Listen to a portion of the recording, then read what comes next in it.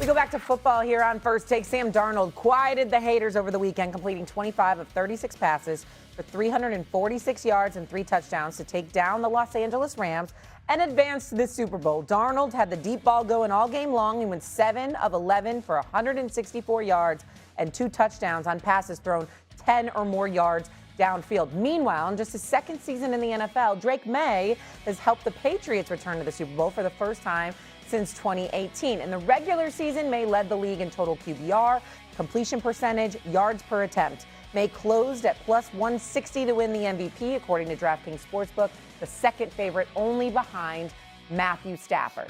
So now here's the question. Who has more to gain by winning the Super Bowl? Is it Drake Maye or is it Sam Darnold? I feel like this is an obvious question because a Super Bowl champion feels like the end-all be-all on a resume. However, how do you feel about it? I'm going with Sam Darnold on this one. And the reason is journey to me matters. And when you go back to Sam Darnold back in 2018, the 3rd overall pick by the New York Jets, when he was on a team that was really tanking for 2 out of those 3 years, he finds a way to resurrect his career. He gets traded from the New York Jets. He goes over to the Carolina Panthers, spends a few seasons there, not their guy. They're able to move on from him. Goes to San Francisco, where he's able to kind of go to quarterback rehab under Kyle Shanahan. As a backup, doesn't play, but gets a chance to learn football from a different perspective without the pressure on him. You think about the amount of confidence that one has to have in themselves to go through with Sam Darnold. Even to this point, we're still talking about his Jets game where he talked about seeing ghosts.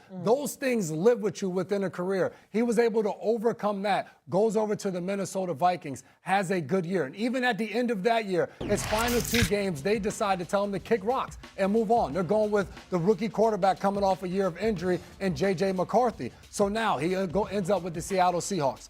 With this team, he's had success, but he's also had some down parts where he's turned the ball over the most of any quarterback in the NFL. Going into championship weekend, no one believed Sam Darnold was going to be able to propel his team to victory and be the reason why they won, to throw for over 300 yards and 3 touchdown passes. So I just look at the totality of his journey.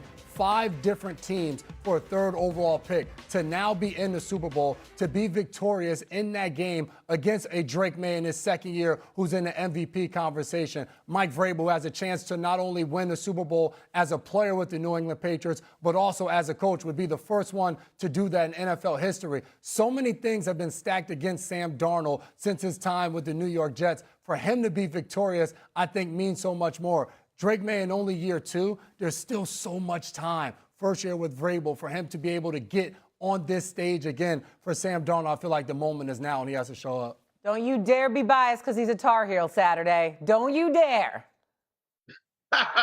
Listen, I love that J-Mac just said all this nonsense, and he knows better than anybody.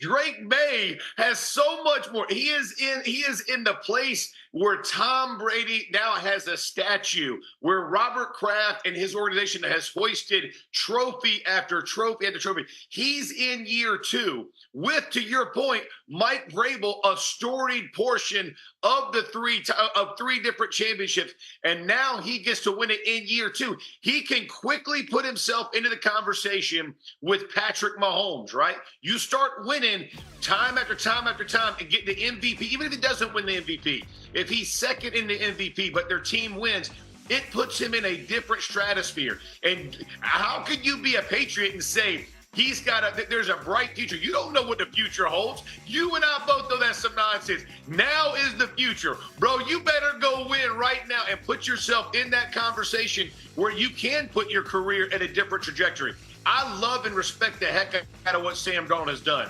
And what he did in the NFC Championship game was remarkable. He put that team on his back. A lot of people question whether he could or couldn't. He absolutely did. But Drake Maye, being in his early 20s and going ahead and putting the trophy up, man, by far Drake Maye has more to gain than anybody else in this conversation. He did it. I knew he was going to do it. I knew it. Listen, Jeff makes a decent argument. I mean, I'll get on him about him being too soft to deal with the cold weather up north and get out of out of the south at a different day. I mean, you would think that he would be here, but that's a different story for another day. Him and Canty, how do you figure that out? What the hell is going on? But I will say this: I'm going to go with you. I'm going to go with you, J-Mac. Listen, when I think about Sam Darnold, Listen, yeah, first of all, I was like, LA's his kryptonite. You going down. You going down. That did not happen. The brothers played like a big-time quarterback. To be 29-4 over the last 2 years, beating everybody but the Rams, and then you just beat the Rams in the NFC Championship game, okay? So, I mean, you talk about exercising those demons. He's done that. Yes, Seattle's defense is big-time, no doubt, but the offense has been nothing shabby. You know, when they beat the Rams in the regular season, they dropped 38 points. You know, this team is capable of putting 30-plus up on you on a weekly basis. That is not what we have seen from New England's offense. So when I look at Drake Maye, Jeff, and I say to myself, okay, you know what? He's a damn good quarterback. He's got an incredibly bright future. He's being exceptionally well coached by Vrabel and, of course, Josh McDaniels. And all of that upside is there. And it almost mimics Tom Brady. And then when you look at what happened with the snow, remember the tuck rule and how it all started for the New England Patriots, you know, at the turn of the century and all of that stuff. We saw that, right? And then you see how they're going back to a Super Bowl with similar conditions against Denver. It's like, wow, this is unbelievable, okay? Fine, we get all of that. When you look at Sam Darnold, I think to watch him go toe for toe, tit for tat with the imminent MVP that is Matthew Stafford.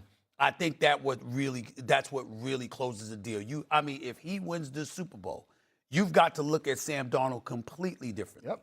And you've got to look at the Seattle Seahawks as I'm talking about for years to come, being coached by McDonald, having their defense as elite as he has them, having a quarterback in Jigba as your premier wideout, okay? Charbonnet once he gets back with Kenneth Walker and stuff like that. You look at Seattle, they're an exceptionally well-balanced team. You don't see it as their defense is carrying them. You see it as if Sam Darnold is doing what the hell an elite quarterback is supposed to do. You look at Drake Maye, you say, a lot of promise. Congrats to him, props to him.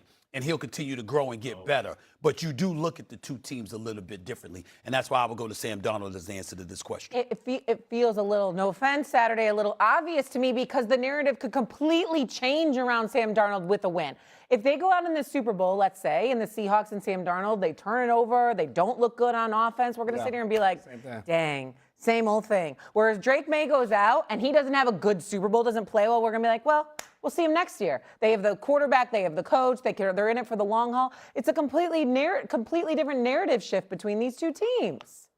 Keep shaking your head. No, you know I'm right. Listen, I get what you're saying about the narrative on Sam Darnold and overcoming, but what Drake Maye, he could be the MVP, right? We're all just going ahead and giving it to Matt Stafford. But what if he is the MVP and wins the Super Bowl his second year? It puts him in a completely different stratosphere. Even if Sam Darnold wins the Super Bowl, you're never going to be, he's not going in the tops of the top. You're talking about a guy starting in year 2, taking that thing on a light ship. I mean, you think about what happened with Patrick Mahomes. He starts and has this the greatest beginning of any career in the NFL history. What if in year 2, that's the mark of Drake Maye? I mean, even if he doesn't win the MVP, if he wins the Super Bowl, you are going to start putting him in a different category. And by the way, he played well. I know he hasn't played great in the postseason, but he played great throughout the season. You can't take away from him talking about it's a lifetime achievement award. We're talking about right now and who has more to gain. Drake Maye would definitely have more to gain. Y'all all confused on the question. I don't know what's going on. And I respect what you're saying about Drake Maye and where it'll put him, but I think you're downplaying of what it could possibly do for Sam Darnold's career. We're looking at a guy that won 14 games on 2 different teams in back-to-back seasons. The only other quarterback to do that is Tom Brady. So when you're doing things that quarterbacks of that nature have done, it puts you in a different stratosphere. Now, if you combine that with winning a Super Bowl, what's to say that this isn't only the first Super Bowl that Sam Darnold is to win? So what Stephen A. was saying, in Seattle, he can potentially go on a little bit of a run there, and whether they build a dynasty. Now we're talking about Sam Darnold as a potential quarterback that was a 3rd overall pick, didn't have success, found his way to get to good teams and good situations. What if he goes on a trajectory where he wins 3 Super Bowls and potentially a Matthew Stafford type of situation where later in his career, he's an MVP of a league. Now we're talking about him completely different, and that narrative doesn't change unless you win a Super Bowl. So this one has a lot of on the line for Sam Darnold as well. Well, listen, bottom line is Jeff is wrong. Okay, I mean, there's nothing hard to comprehend here. I mean, I'm done with you. I mean that's why used to it. that's one of the reasons why he didn't show up in studio today. You know That's what I'm right. saying? Couldn't deal with the cold weather, couldn't Too deal skinny, with being Jeff. wrong on a multitude of subject matters, and that's what's going on here today. That's all. We'll get over it. We understand. I mean, we got it. We got it. But who would have thought of that draft class 2018? It was going to be Sam Darnold, not Baker Mayfield, not Lamar Jackson, not Josh Allen to reach a Super Bowl first, but instead, look at Sam Darnold do it with the Seahawks. Major props. Right